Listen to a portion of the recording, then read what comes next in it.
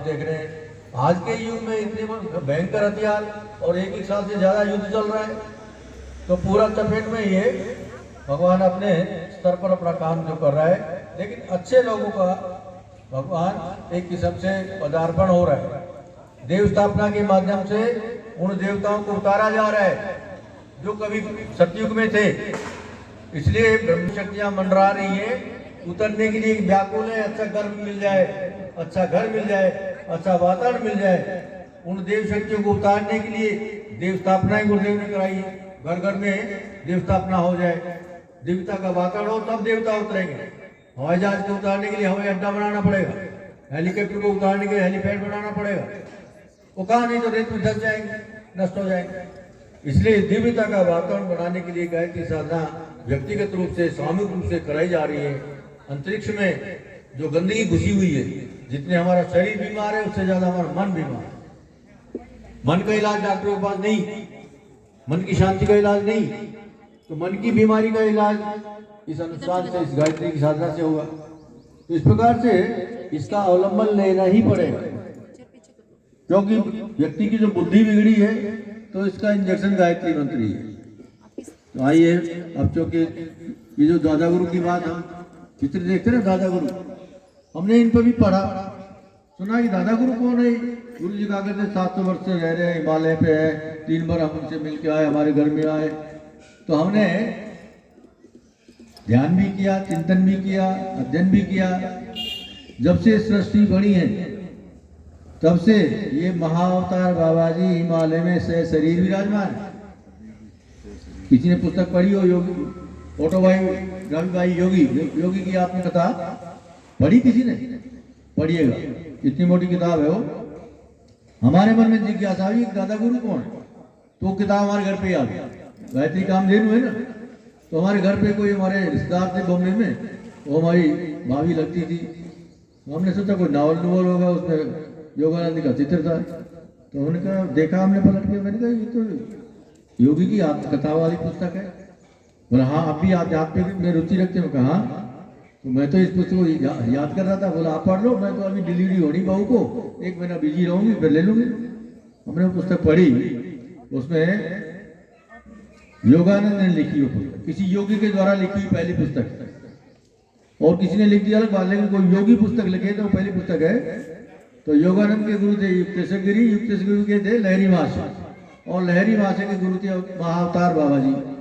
तो उसमें लिखा जब से सृष्टि बनी तब से शरीर धारण करके बैठे। तो यही हमारे दादा गुरु हैं। और परम पूज्य गुरुदेव के बारे में तो आपने,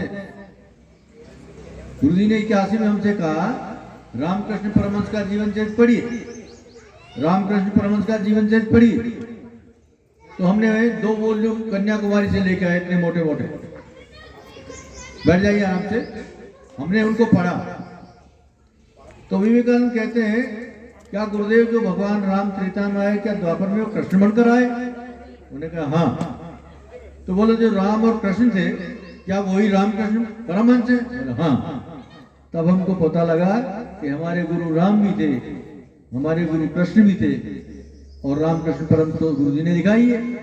और इस समय युगावतार प्रज्ञावतार के रूप में वेद मूर्ति तपोनिष्ठ युगदृष्टा पंडित श्री राम शर्मा आचार्य के रूप में उनका आगमन हुआ।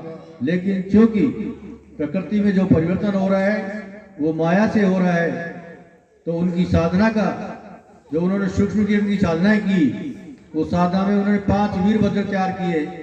और वो वीरभद्र जहां जहां भी ऐसे उपद्रव होंगे उनका उपयोग गुरुदेव कर रहे हैं। एक वीरभद्र तो वो है जो गुरु जी ने घोषणा कर दी, तीसरा वर्ल्ड वॉर नहीं होगा। सारे वैज्ञानिक कहते रहे, चाहे इतिहास के लोग कहते रहे, चाहे भविष्यवक्ता कहते रहे, लेकिन गुरुदेव ने कहा सबकी दृष्टि एक तरफ और हमारी भविष्यवाणी एक तरफ कि तीसरा विश्व युद्ध नहीं होगा। क्षेत्रीय युद्ध तो होंगे, वो तो चलेंगे, चटनी तो होगी, लेकिन विश्व युद्ध, अगर विश्व युद्ध हुआ तो इस पृथ्वी के तो 7 बार धूल में मिलने के चांसेस हैं। तो इसलिए वो वीरभद्र उसको रोकेगा। दूसरा वीरभद्र ये है कि पैसा, गुरु जी ने कहा किसी के पास रहने वाला नहीं, सबकी संपत्ति खोज ली जाए। जैसे राष्ट्र जब आजाद हुआ तो सब राजाओं की राज खोज लिए, प्रीवी पर्स दे दिया, इंदिरा गांधी ने वो भी खोज लिया। तो इसी प्रकार से दो नंबर के जो बना के बैठे हुए हैं उन सब की संपत्ति खोज ली जाए, राष्ट्रीयकरण होने जा रहा है। एक वीरभद्र वो काम करेगा, एक वीरभद्र वो काम करेगा कि जितने भी धर्म तंत्र के व्यक्ति हैं जो धर्म के नाम से गंदगी फैला रहे हैं, लूट खसोट कर रहे हैं, बहका रहे हैं, उन सब की बुद्धि का हरण होगा और सबको सन्मार्ग पे आना पड़ेगा, और नहीं तो टिकट कटाओ अपना। तो 5 वीरभद्र जो है वो गुरुदेव ने सूक्ष्म साधना से तैयार किए, और इस प्रकार से सूक्ष्म लोक से जो परिवर्तन होगा। लेकिन एक व्यवस्था गुरुदेव ने ये भी कही कि भगवान का जब अवतरण होता है तो भगवान अकेले दुनिया को बदल तो सकते हैं, लेकिन एक मर्यादा में बांधे हैं। वो कहते हैं नहीं, सब मिलके देवताओं और भगवान की शक्तियां सब मिलके परिवर्तन करती है। भगवान राम आए तो ऋषवानर आगे, कृष्ण आए तो ग्वाल बाल आगे, गोपियां आ गई, बुद्ध आए तो प्रजाजक आ गए। इस समय भी प्रज्ञा अवतार का आपने झंडा देखा ना, झंडे में रंग बिरंगी पोशाक लिए, तो सब लोगों का सहयोग लेके भगवान परिवर्तन करते हैं। क्योंकि भगवान का जब अवतरण होता है तो दिव्य लोक से, ब्रह्म लोक से, विष्णु लोक से देवता भी शरीर धारण करके आ जाते हैं, और जिन आत्माओं के पिछले संस्कार हैं इन कार्यक्रम के माध्यम से वो जुड़ते चले जाते हैं और भगवान का साथ देते चले जाते हैं। एक बहुत बड़ी व्यवस्था भगवान की चल रही है। हम सब सौभाग्यशाली हैं कि उस भगवान से डायरेक्ट इनडायरेक्ट जुड़ने का अवसर मिल रहा है। इसको चूकिए मत, इसको गंवाइए मत। और फिर गुरुदेव की व्यवस्था कैसी निराली है। उन्होंने कहा तुम 24 घंटे सबको दिए, 23 घंटा तुम अपने लिए लगाओ ना, अपने शरीर के लिए, अपने परिवार के लिए, अपने रिश्तेदारी के लिए, लेकिन 1 घंटा तो हमारे लिए दे दो। हमारे लिए मतलब समाज के लिए, मानवता के लिए, धर्म संस्कृति के लिए 1 घंटा ही तो मांगा है। तो गुरुदेव की जो सिद्धांत है उसमें जरा सा लाठी लगाने वाला सहारा, बस अपना नाम कमाने का है।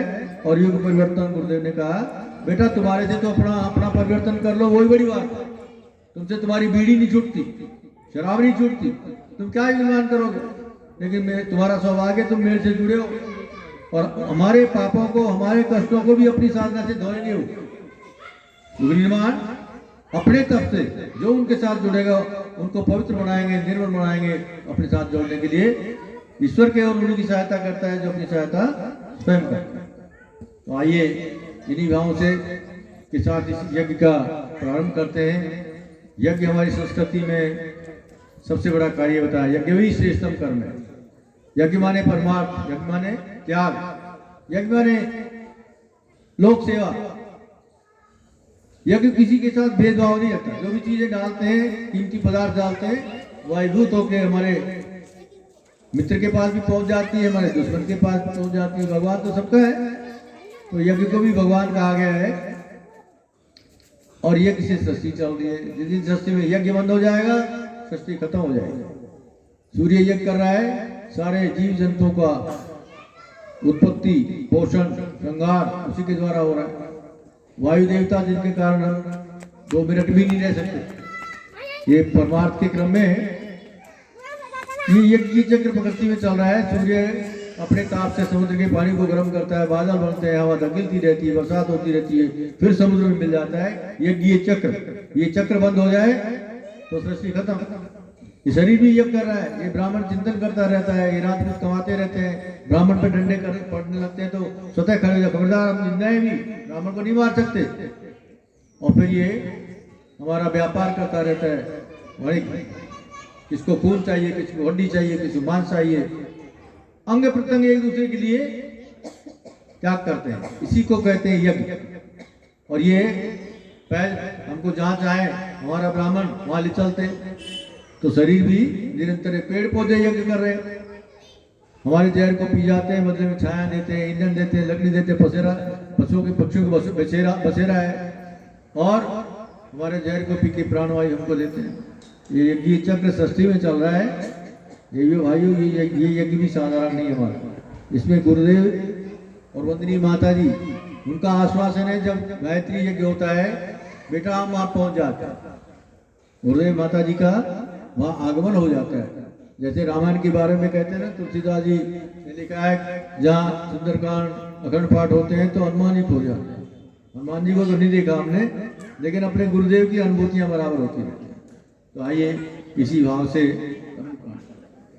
ये प्रारंभ करते हैं। तीनों शक्तियों को पहले आह्वान करते हैं कि गुरुदेव आप पधारें, इस यज्ञ का संचालन आप ही करें, माध्यम आप हमको बनाएं। माँ सरस्वती से प्रार्थना, आप हमारी जिह्वा पर विराजमान हो जाएं, जो कुछ भी बोले वो हितकारी हो जाए। वेद व्यास जी से निवेदन, आपके सिंहासन पर विराजमान है, आपका आशीर्वाद अनुग्रह इस देव कार्य को संपन्न करने के लिए हमें प्राप्त हो, इस भाव से तीनों शक्तियों का आह्वान करते हैं।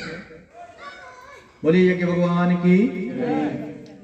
ओम ब्रह्मानंदम परम सुखदम केवलम ज्ञानमूर्तिम द्वंद्वातीतं गगन सदृशं तत्त्वमस्यादिलक्ष्यम् एकं नित्यं विमलमचलं सर्वधी साक्षिभूतं भावातीतं त्रिगुणरहितं सद्गुरुं तं नमामि। अखंडानंदबोधाय शिष्य संतापहारिणे सच्चिदानंद रूपाय तस्मै श्री गुरुवे नमः। लक्ष्मीर्मेधाधरा पुष्टि गौरी तुष्टि प्रभावृति एताभिपाहि तनुभिः हस्ताभिर्मां सरस्वती। सरस्वती नमो नित्यं भद्रकाल्यै नमो नमः। वेद वेदांत वेदांग विद्यास्थाने देव च माता त्वदीय पद पंकज भक्तियुक्ता ये त्वां भजन्ति निखिलान् परान् विहाय। ते निर्जरत्वमिहयान् विकलेवरेण भुवनि वायुगमनां भुवि निर्मितेन। व्यासाय विष्णुरूपाय व्यासरूपाय विष्णवे नमो वै ब्रह्मनिधये वासिष्ठाय नमो नमः। नमोस्तुते व्यासविशालबुद्धे उल्लारविन्दायतपत्रनेत्र येन त्वया भारततैलपूर्ण प्रज्वालितो ज्ञानमय प्रदीप। प्रज्वालितो ज्ञानमय प्रदीप। साधनादि पवित्रीकरणम। बहनों भाइयों, आपने अभी आदरणीय भाई साहब के मुख से यज्ञ की महिमा, गुरु की महिमा, ईश्वर क्या है, सारे विषय पर ज्ञान प्राप्त किया, या ये समझ लिया कि जानकारी मिली आपको।